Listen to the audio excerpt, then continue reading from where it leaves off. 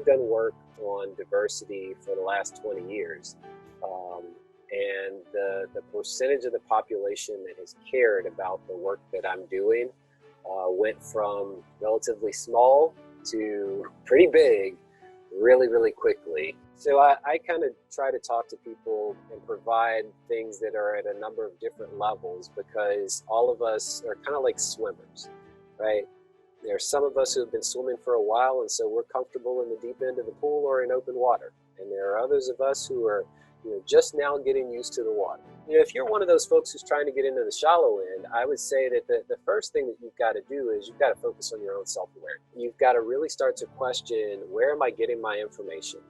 Am I getting information from reputable sources? Am I getting information that spans political divides? Right? Or am I just getting information that reinforces what grandma told me when I was 2 years old and what my family has believed ever since? For those of us who are further along that evolutionary journey towards being truly progressive, being truly egalitarian, then the responsibility to me becomes bringing people with me. We can't just evolve on our own and think that that's sufficient.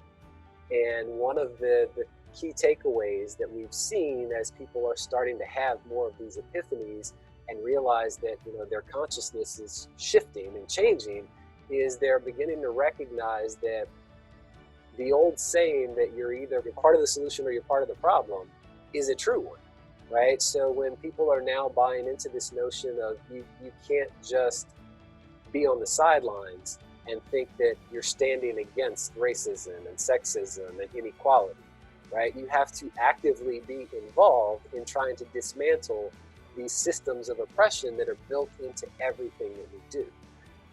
And so, the sort of simplest step there is to say, okay, each one teach one, right? So for everything that I learn about difference, where it's like, oh, wow, I never realized that before, I now have an obligation to pass that information along.